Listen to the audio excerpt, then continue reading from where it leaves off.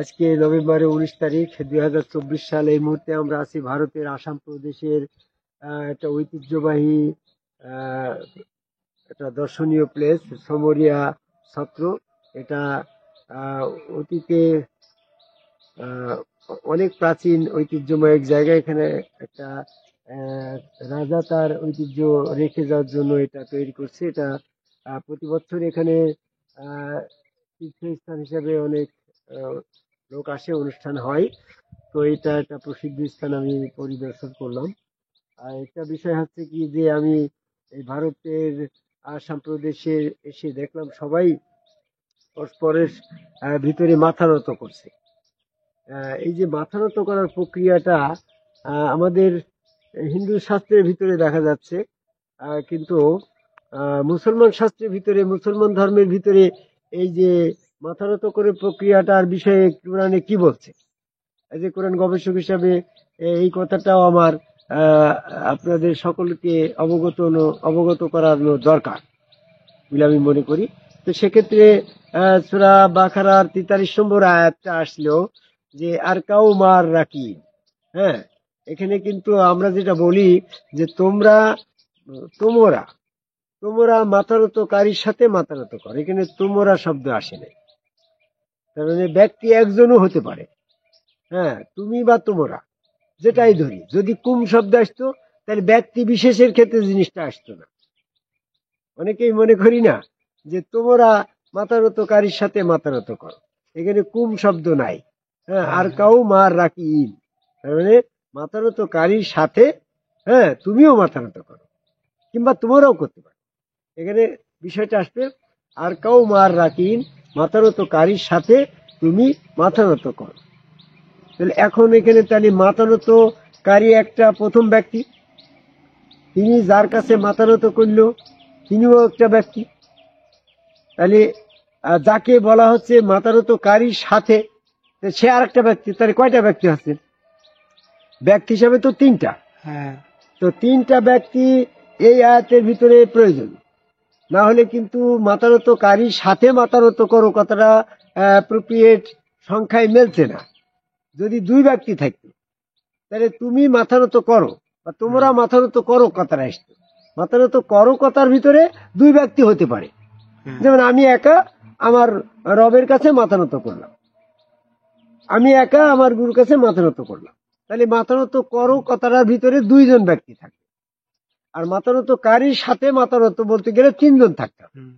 একজনের কাছে মাতারত করছিস, তিনি একজন, মনে করেন তিনি ক। আর যিনি মাতারত করছে, প্রথমে করেছে, সে হচ্ছে খ। আর যিনি মাতারতকারীর সাথে মাতারত করতে যাচ্ছে তিনি হচ্ছে গ।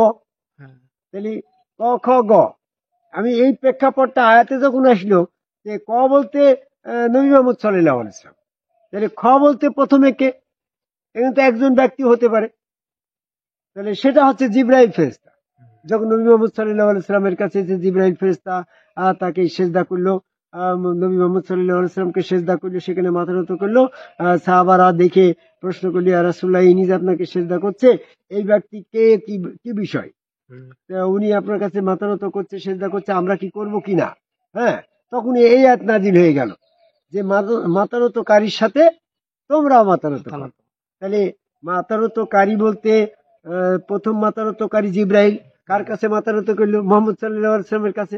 তাহলে মুহাম্মদ সাল্লাল্লাহু আলাইহি ওয়াসাল্লামের কাছে জিবরাইল সেজদা দিয়ে মাতারত করছে। তাহলে সাহাবারা সেজদা দিয়ে মাতারত করলো।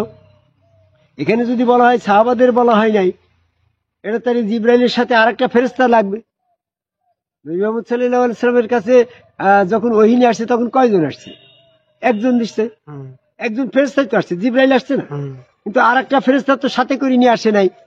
যদি আরেকটা ফেরেশতার সাথে করে নিয়ে আসতো তাহলে মাতারতকারীর সাথে ওই ফেরেশতাকে বলা হইলো তুমি জিবরাইলের সাথে মুহাম্মদের কাছে মাতারত করো। তাহলে মাতারত করার সাবজেক্টটা ফেরেশতার ভিতরে সীমাবদ্ধ থাকতো। মাতারতকারীর সাথে মাতারত করো এই কথাটা তিনটা ব্যক্তি প্রয়োজন। একটা মুহাম্মদ সাল্লাল্লাহু আলাইহি ওয়াসাল্লাম, আর একটা জিবরাইল, আর এক ব্যক্তি কে? সে তো আরেকটা ফেরেশতা থাকা লাগবে। বুঝুন কথা, চিন্তা করো। তাহলে আরেকটা ফেরেশতা তখন নাই। তাহলে মাতারতকারীর সাথে যারা মাতারত করলো তারা নিশ্চয়ই মানুষে মানুষের ভিতরে কেউ না কেউ। বলতে গেলে আমি যদি মনে করি নবী সাহাবী হযরত আলী, আবু বকর, উমর, উসমান, এমনটা কেউ না কেউ। তাহলে মাতানতকারী প্রথম কে ছিল? জিবরাইল। জিবরাইল মাতানত করলো মোহাম্মদের কাছে কিভাবে? সালাম দিয়ে, না মাথায় নত করে, না সেজদা করে? সেজদা করে। যদি এখানে শুধু সালাম দিয়ে মাতানত করতো বোঝানো হইতো, কিংবা একটু মাতানত দিয়ে মাতানত করতো নত হয়ে, তাহলে তো জিবরাইল ফেরেশতা আদমের কাছে মাতানত করার সময় সেজদার মাধ্যমে মাতানত করছে। আর মোহাম্মদ সাল্লাল্লাহু আলাইহি ওয়াসাল্লামের কাছে এসে শুধু কুলাকুলি করলো আর সালাম দিল আর একটু নত হইলো, এতেই যদি মাতানত বোঝায়, তাহলে মোহাম্মদের মর্যাদা আদমের থেকে ছোট হয়ে যাচ্ছে না? তাহলে জিবরাইল ফেরেশতা আদমের কাছে মাতানত করেছিল সেজদার মাধ্যমে।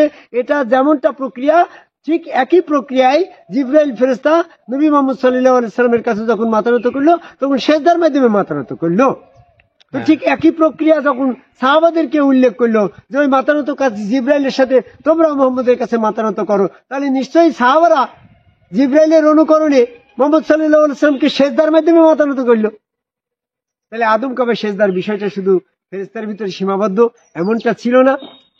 নবী মুহাম্মদ সাল্লাল্লাহু আলাইহি ওয়াসাল্লামের কাছে জিবরাইল ফেরেশতা মাতানত করলে এটা যেমন আমরা মেনে নিচ্ছি, সূরা বাকারার 43 নম্বর আয়াত দিয়ে মাতানতকারীর সাথে তোমরাও মাতানত করো, এই আয়াতেই আমরা প্রমাণ হইলো বা এটা প্রমাণ হইলো যে নবী সাহাবারাও জিবরাইলের সাথে মুহাম্মদ সাল্লাল্লাহু আলাইহি ওয়াসাল্লামকে সেজদার মাধ্যমে মাতানত করছে।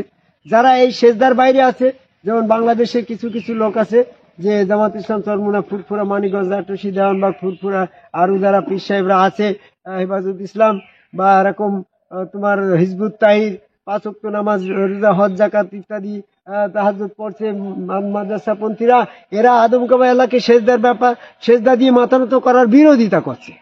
জিবরাইল ইবলিস এই সেজদা না করে যেমন কাফের হইলো, এরাও সেই ইবলিসের অনুসারী কাফের, এরা সেই এজিতের অনুসারী। এজিতের অনুসারীদের দল পরিত্যাগ করে মাতানতকারী যারা আছে তার গুরু, যার গুরু তার রসুলের কাছে মাতানত করে সেজদাকারী যারা, তাদের সাথে তাদের দলভুক্ত সেজদাকারীদের সঙ্গ ধারণ করার আয়াত আসছে সূরা হিজর 98 নম্বর আয়াত। কাজে আমরা যারা এখনো আদম কাবা আল্লাহকে সেজদা করছি না, তাদের কিন্তু কয়েকটা জিনিসের সমস্যা হয়ে যাচ্ছে।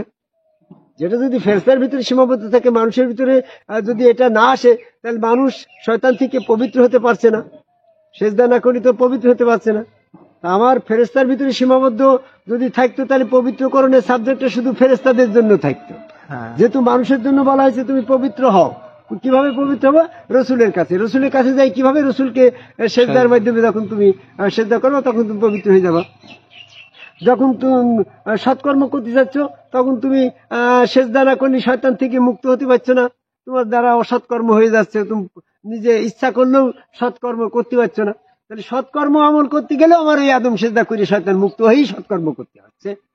তা আল্লাহ পাকের ইমানের অনুমতি দরকার। আমি যতক্ষণ পর্যন্ত আদম কবে সেজদা না করছি, ততক্ষণ পর্যন্ত শয়তানের দলভুক্তই থাকছি। শয়তানের দলভুক্ত থাকলে তো আমি আল্লাহ পাকের দলভুক্ত না হলে তো আল্লাহ তো আমার ইমানের অনুমতি দিচ্ছে না।